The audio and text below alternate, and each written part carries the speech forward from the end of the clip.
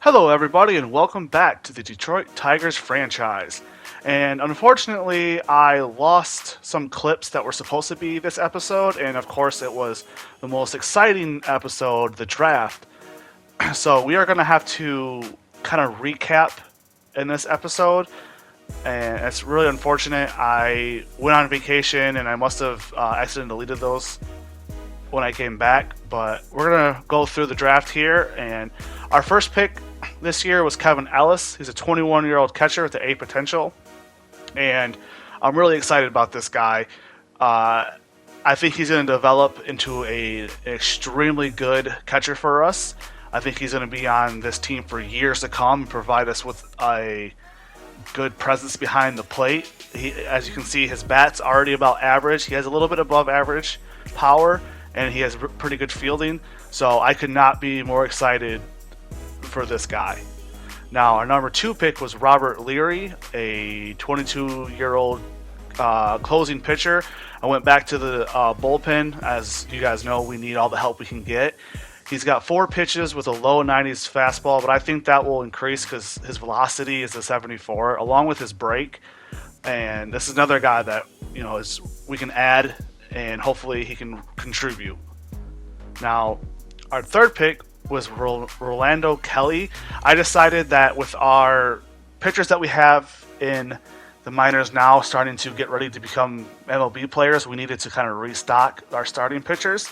So I picked Kelly. He has a 5-pitch repertoire, and I really think given some time to develop, he's going to turn into a really good player for us, and I like that he's a left-handed pitcher as well.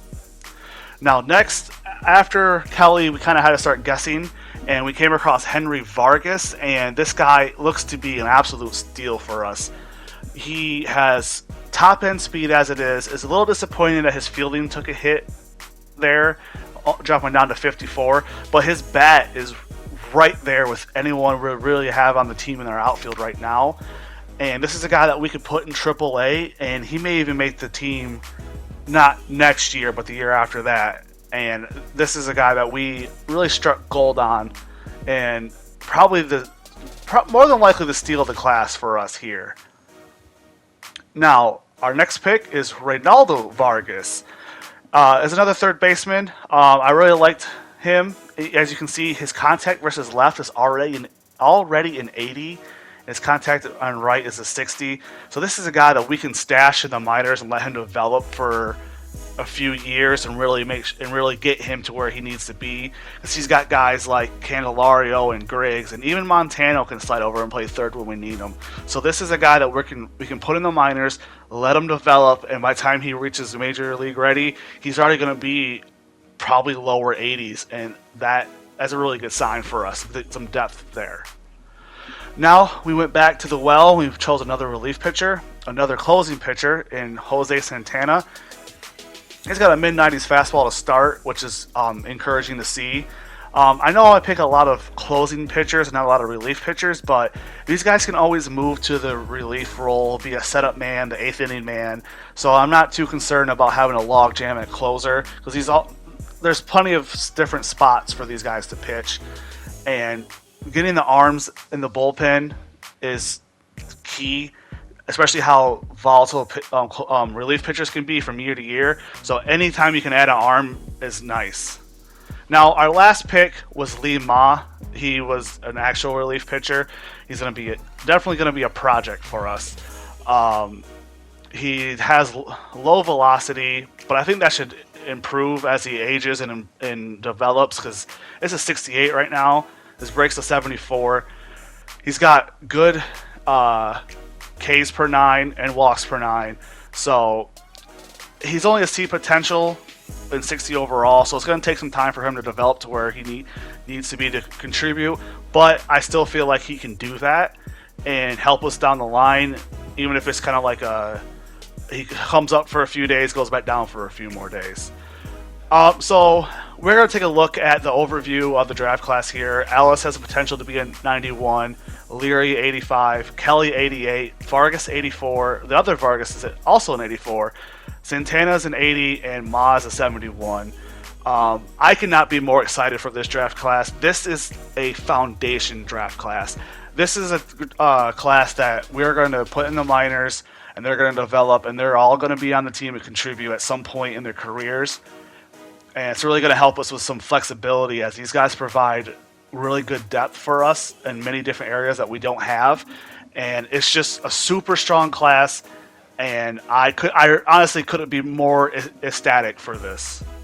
So another big event in that episode is we found a trade partner for Wilson Ramos in the Washington Nationals. And they sent us the 21-year-old shortstop Yansel Antuna. I know I have kind of a log jam right now at shortstop, but I just feel like anytime you can add a good player, you should add them, no matter what is going on. And I just feel like he's going to be a good player for us. I mean, look at his fielding right now. That's major league ready, if you ask me. He's got decent speed, so he's not no slouch there. He's got about an average bat right now, 55 for contact both right and left. And it was just an offer that I really couldn't refuse. Like I said, I know there's kind of a log jam, but this is a guy that we're going to be able to, just like Vargas, we can stash in the minors and let him develop and take his time. So I pulled the trigger on that trade. Now, another thing I did is I called up Yuri Gonzalez up to the majors with Harold Castro still on the DL, or the IL, I should say. I felt like we needed another infielder, and Gonzalez can play all over, infield and outfield. So I felt that was a no-brainer. He's got off to a rough start, but I think that'll even out, especially because he's not an everyday player right now. And we also ended the month of June. We went 14-13 in the month, and that's, I believe, is the first month that we finished over 500 in this short series so far. And so that's a nice step for us, and as you can see, it was kind of a flip-flop month. We ended up getting swept by Kansas City to start. We almost sweeped it in a 4-game series. We sweep the Houston Astros, and we almost get swept by the Angels in a 4-game series. So we kind of took a step forward, but it was also kind of more the same. We just won a couple more of those close games that we would lose before. So I kind of wanted to jump into this game against the Orioles, as they have Felix Hernandez, King Felix, pitching for them now. And I thought it would be fun to show this game because he is pitching up against Matt Manning, our star rookie. And I just thought it would be kind of fun to show the two going at it and show the battle here. So we're going to go to the top of the first. Richard Reyes is going to lead us off on an 0-1 count. He sends a little tapper in front of the plate, and that's going to be fielded and thrown on to first for a quick out number 1. Next up will be Willie Castro, who's actually generated some major trade buzz here lately. And he has a 2-2 count, and he sends one deep to right center. That's going to get down and roll all the way to the wall as Castro starts off here. He is not stopping at second, going to third, and the throw is not in time as Castro beat that out for a triple. That'll bring up Nelson Cruz now. First pitch swinging, a ground ball to shortstop, but that will score the run from third as we take an early 1-0 lead. That'll bring up Jonathan Schoop. 0-1 count, and he sends a little bouncer back to the mound, fielded by Hernandez, thrown on to first to end the inning. Now, Dylan Thomas leading off for the Orioles. 1-2 count. He swings at a ball in the dirt. That's going to be a first strikeout for Manning, the first out of the day. Next up, Nicky Lopez, 0-2 count. And he's also swinging at the dirt, and Griner fields it, throws it on to first for back-to-back strikeouts for Manning. Next up, Ken Grubb with another 0-2 count, and he swings at a ball way out of the zone, and that's back-to-back-to-back strikeouts for Manning as he starts the game striking out the side. What a fast start for the rookie. So on to the top of the second now. Renato Nunez will lead us off, and he's first pitch swinging, sending the ball out to left field, but the left fielder takes a bad route to the ball, and it gets over his head. Nunez will get himself a double. What a way to start the inning. So that'll bring up Candelario now. 1-0 count, and that ball is hit a ton. He does not miss the changeup up in the zone, and he sends the ball to dead center. At 437 feet for Candelario's 16th of the year, and that bad route to the ball by that left fielder hurts a little bit more as we get a 2-run shot to go up 3-1 in the early parts of this game. On to the bottom of the second. Pat Valaka is up now, and he strikes out. So that's, what, 4 straight strikeouts for Manning to start the game. Next up, Austin Hayes. 1-2 count, and he strikes out as well. That is 5 straight strikeouts for Manning. This is turning out to be a really good game. Nicky Delmonico now, and he looks at a questionable strike 3, but a strike 3 nonetheless, and that is back-to-back innings of striking out the side for Manning. 6 strikeouts to start the game, and what a perfect way to start for him. So we're going to move on to the bottom of the third against Adley Rutschman. Can Manning keep the strikeout streak alive? But no, Rutschman sends a ball to shallow right field, and that's going to be caught by Jonathan Schoop. Next up, Chad De La Gura, a 1-0 count, and he sends a line drive to right field. That'll bounce off the wall, and he's going to make himself up to second for a double for the Orioles' first hit of the game. Now Rio Ruiz is up 3-2 count, and he strikes out. That is going to give us 2 outs here in the inning. Next up, Dylan Thomas again, and he's going to deliver this time with a base hit up the middle. Victor Reyes fires to home, but the throw is not in time as the Orioles score their first run to make it 3-1. Next up, Nicky Lopez, but the runner's breaking for second. Grenier throws on to second, and we got him! We throw out the runner to end the inning. So we're going to jump ahead all the way to the bottom of the 7th, as both pitchers have been absolutely lights out this game other than the first couple innings. Nicky Lopez is going to lead off here, and he's going to send an easy fly ball out to left field for out number 1. Next up, Ken Grubb is in again, 0 for 2 on the day, but this time his first pitch swinging, and sends a ball up the middle to get on base, to get the Orioles a base runner.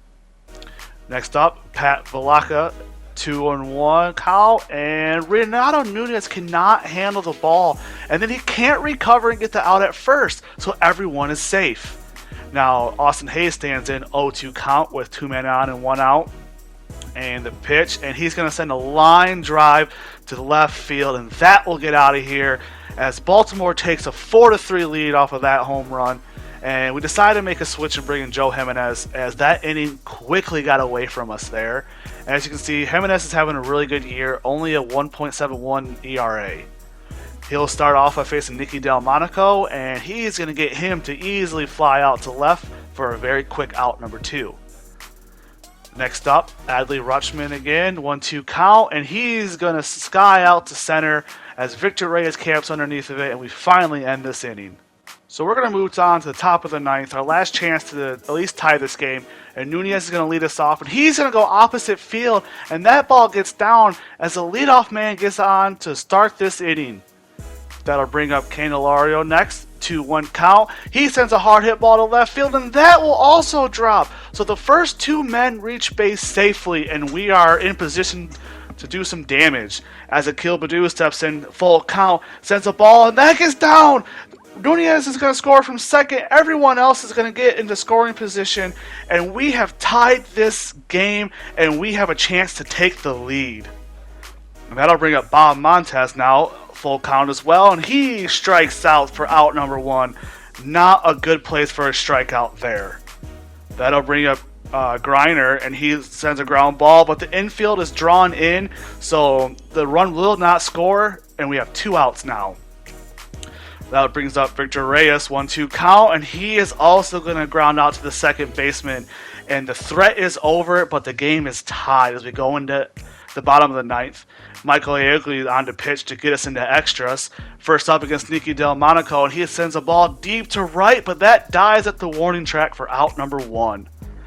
Next up, Ken Grubb, 1-2 count, and he swings through strike number 3 for out number 2.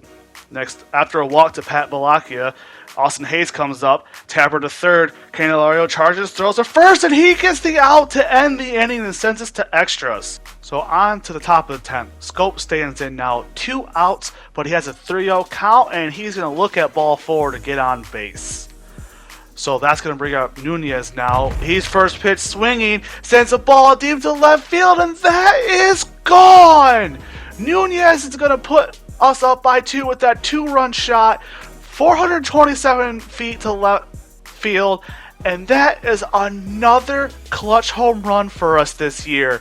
What a way for him to kind of come out and show that he can hit, show that power. Now, Gregory Soto is going to come in the bottom of the 10th for the save opportunity.